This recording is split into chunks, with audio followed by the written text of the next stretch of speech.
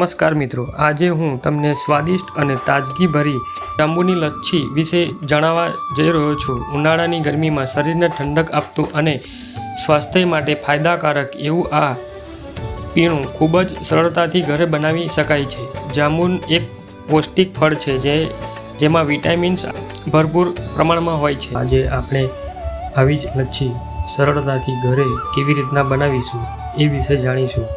તો આ વિડીયો પૂરો જુઓ. અમારી ચેનલ લાઇક, સબસ્ક્રાઈબ અને શેર કરવાનું ભૂલશો નહીં.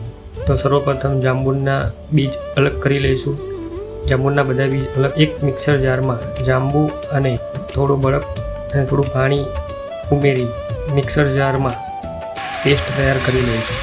દહીંને એક તપેલીમાં કાઢી લઈશું. બધું જ દહીં તપેલીમાં કાઢી લીધા બાદ આ રીતના વલોવી સ્મૂથ પેસ્ટ તૈયાર કરીશું.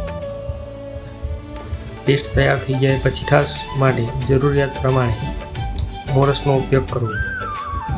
ફરીથી થોડીવાર ફેટી પેસ્ટને વધુ સ્મૂથ બનાવીશું.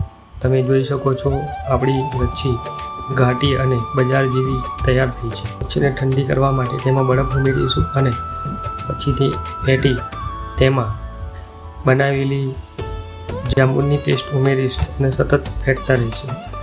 તમે જોઈ શકો છો જાંબુનો કલર અને આપણી લચ્છી એકદમ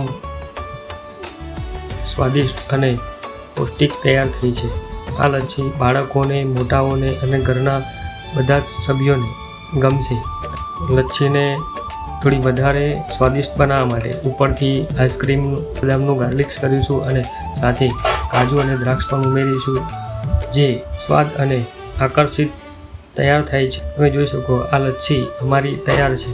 જે જાંબુન અને બદામ, કાજુ, દ્રાક્ષ સાથે મળી ખૂબ જ ટેસ્ટી અને સ્વાદિષ્ટપૂર્ણ તૈયાર થઈ છે. તમે પણ લચ્છી ઘરે બનાવી પરિવાર સાથે આનંદ માણો. આભાર. હવે આપણે જાંબુનો શરબત બનાવીશું. જાંબુના શરબત માટે આપણે સર્વપ્રથમ લીંબુ, પુદીનાના પાન, ઠંડક માટે બરફ અને ઠંડુ પાણી ઉમેરી ગ્લાસ તૈયાર કરી લઈશું. ઘરમાં રહેલા કોઈ પણ ગ્લાસની પર બરફ અને ઠંડુ પાણી લઈ લઈશું. તેમાં લીંબુનો રસ ઉમેરીશું.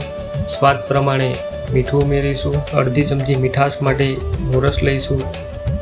તેમાં લીંબુના ટુકડા નાખીશું અને પુદીનાના પાન બનાવેલી જાંબુની પેસ્ટ ઉમેરી આપણે આ શરબતને તૈયાર કરી લઈશું. હલાવી તેને આપણે પરિવાર સાથે તેનો પણ આનંદ લઈશું.